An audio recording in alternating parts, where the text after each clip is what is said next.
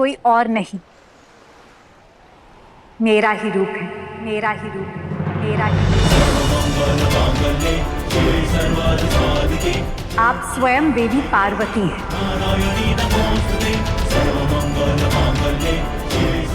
तन भले ही भिन्न है, परंतु मन एक।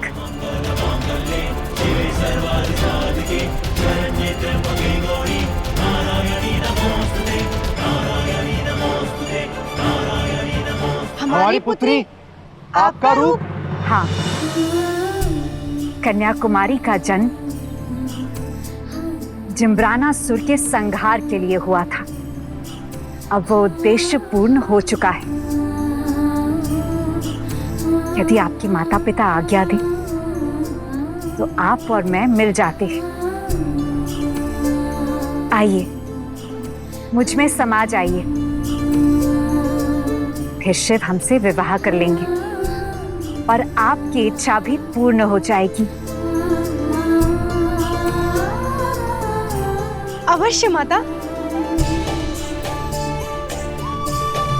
आइए कन्याकुमारी, मुझ में समा जाइए।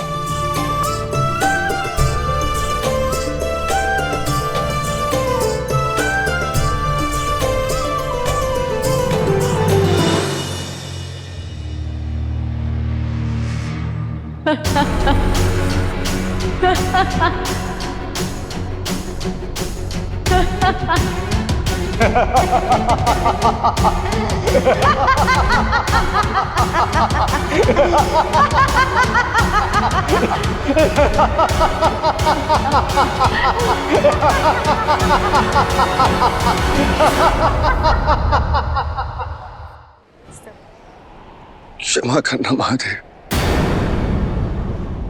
ये करने के लिए शुक्राचार्य ने मुझे बाध्य किया था।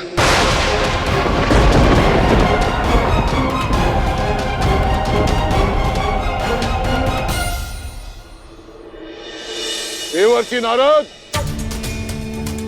प्रकट हो। नारायण नारायण।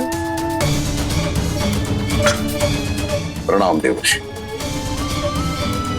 असुर गुरु शुक्राचार्य, आपने स्वयं तो कुंभ के स्नान का आनंद नहीं लिया और मेरा स्मरण कर मुझे भी वहां से यहां बुला लिया। जान सकता हूं क्यों? कदाचित स्मरण होगा आपको देवर्षि कि एक बार आप गंधर्वों के बीच फंस गए थे, तब आके मैंने आपको वहां बचाया।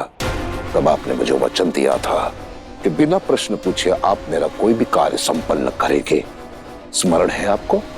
हाँ असुर गुरु, स्मरण है मुझे। बताइए क्या मंशा है आपकी? शिव और कन्याकुमारी का विवाह रोकना।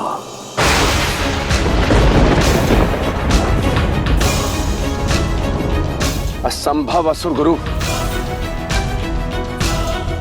मैं ऐसा नहीं कर सकता। शिव शक्ति के मिलन में रुकावट पड़ना तो महापाप होगा। क्यों करवाना चाहते हैं आप मुझसे ऐसा? क्या हो जाएगा? नारद, आपने मुझसे कहा था कोई भी प्रश्न पूछे बिना आप मेरा कैसा भी कार्य सिद्ध करेंगे। स्मरण है ना आपको?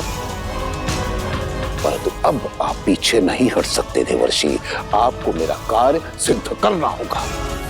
वचन दिया है आपने।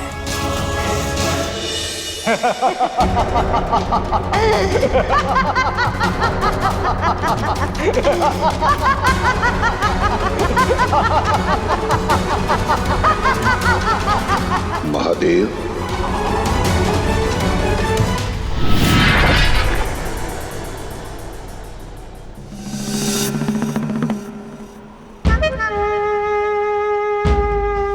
महादेव,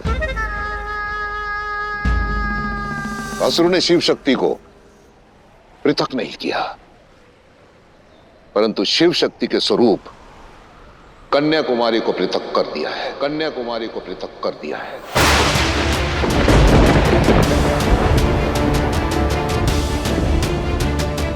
और शिव से कन्याकुमारी के अस्तित्व की शक्ति भिन्न हुई।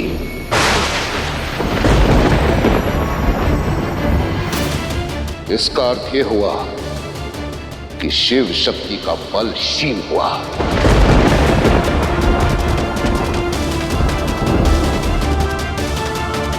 रही बात असुरों की, तो असुरों के कल के लिए यही उचित होगा। नहीं, ऐसा नहीं होगा। निर्बल शिव शक्ति नहीं, आपकी माया होगी। वास्तविक कन्याकुमारी और महादेव का विवाह होकर रहेगा। असंभव, क्योंकि असली कन्याकुमारी ने अपने माता पिता से 8 प्रहर की शर्त लगाई है। और यदि महादेव इस 8 प्रहर में नहीं पहुंचे तो आजीवन यही रहेगी और तप करती रहेगी।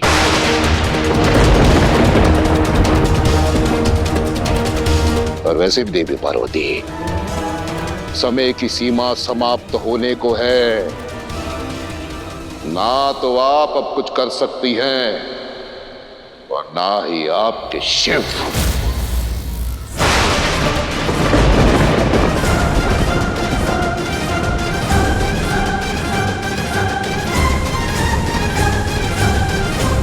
शिव शिव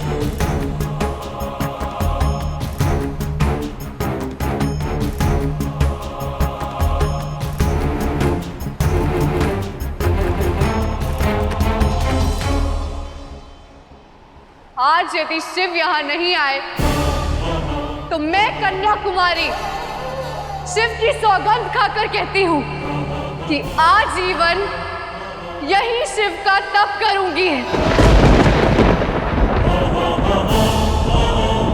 और शिव को मेरे प्रेम की सौगंध देती हूं कि वो मुझे मेरे तप से नहीं उठाएंगे। देवी कन्याकुमारी, देवी कन्याकुमारी। और ना ही मेरा तप भंग करेंगे।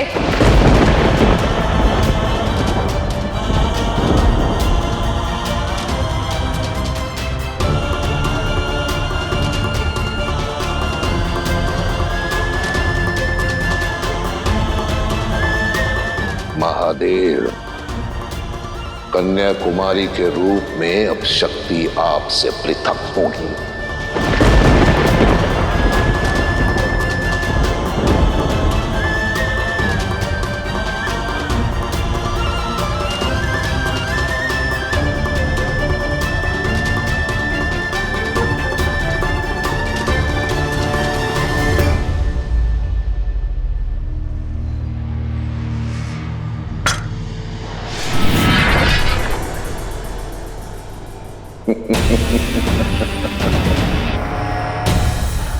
अब चाहे जितना बल लगा ले शिव, कन्याकुमारी को नहीं मिल पाएंगे। शिव शक्ति का एक अंग पृथक होकर रहेगा और इसे कोई नहीं रोक सकता।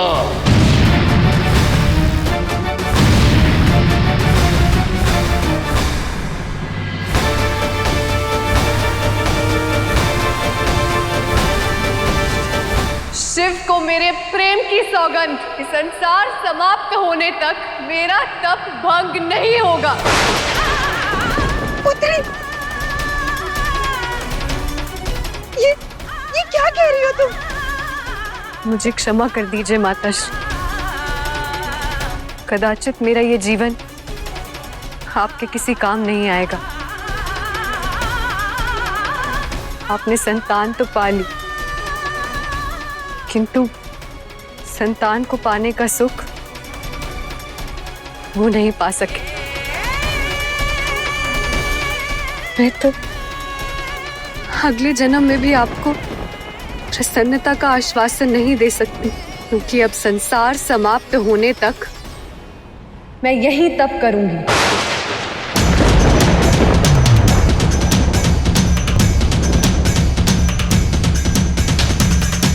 महादेव,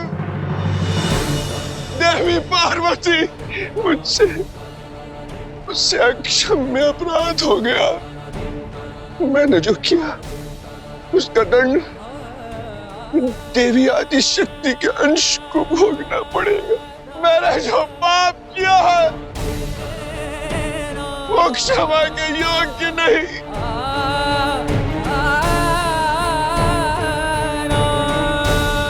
क्षमा के योग्य नहीं हूं मैं महादेव, क्षमा के योग्य नहीं हूं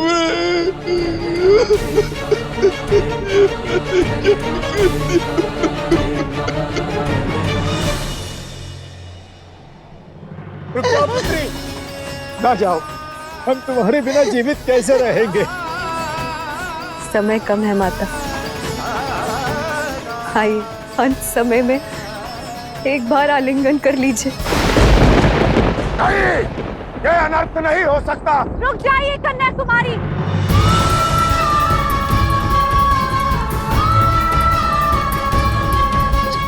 पुत्री,